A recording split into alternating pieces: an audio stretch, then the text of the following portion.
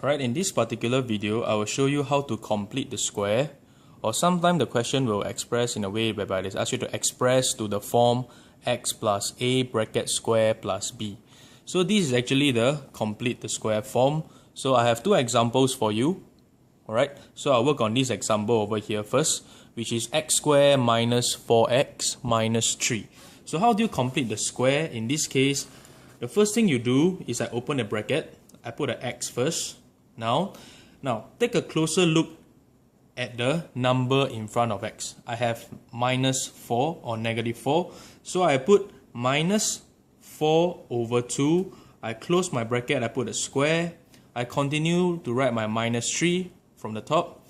And I have to minus away my negative 4 over 2 square. Alright, so this is a particular method that I'm going to show you. And I'm going to do it one more time again for my second example. So in this case, let me run through the steps again. I open my bracket, I put an x, and I take this number in front of x, divide by 2, the sign I follow. I close my bracket, I put a square, minus 3, and I minus what I have added in here with a square. Now, I will simplify what I have. 4 divided by 2 is actually 2. Minus 3 minus, in this case, is a negative 2 square. Okay, I continue my working. Minus 3 minus 4, I have x minus 2 square minus 7.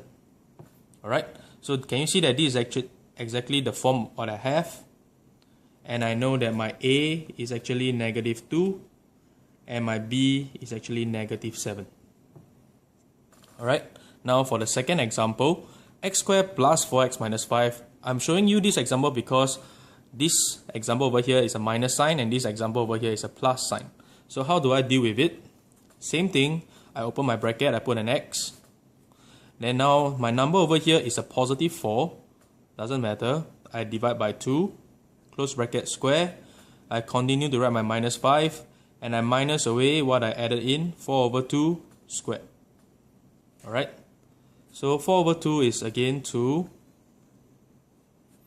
Minus 5, 4 over 2 is 2, so it's 2 square.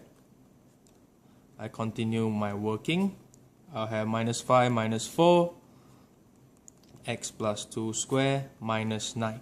In this case, my a will be 2 and my b will be negative 9. Alright, I hope these two examples will show you how to complete the square. But normally the question doesn't stop here. The question will ask you to, and it will say, hence solve x squared minus 4x minus 3 equals to 0, which is exactly what we have here. Or in this case, they ask you to say, hence solve x squared plus 4x minus 5 equals to 0. Now, when you have questions like these, you are not supposed to use the quadratic formula again. You are supposed to use what you have initially to solve. So let me try to teach you how to solve this first question over here. Now, we already established that x squared minus 4x minus 3 is actually this. So we have to make use of this information. So I write down my equation again, x squared minus 4x minus 3 equals to 0. And I know that x squared minus 4x minus 3, given my first part of the question, is actually x minus 2 square minus 7. And this is equals to 0. So from here, I'm actually trying to solve for my x. Alright, so I bring my negative 7 to the other side. So x minus 2 square is equals to 7.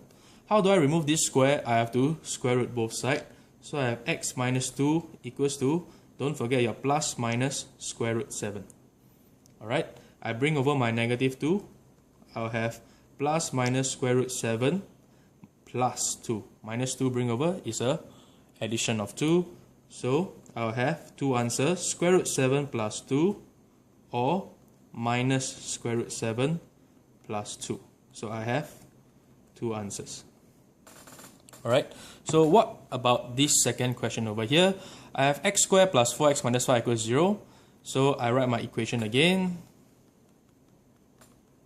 And based on my first part, I know that this is actually x plus 2 bracket square minus 9 is equals to 0. I bring over my negative 9. Is actually equals to 9.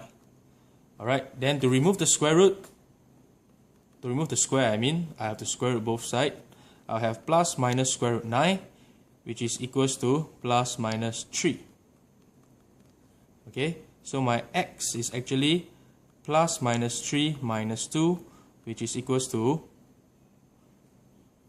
3 minus 2 or negative 3 minus 2, which is 1 or negative 5.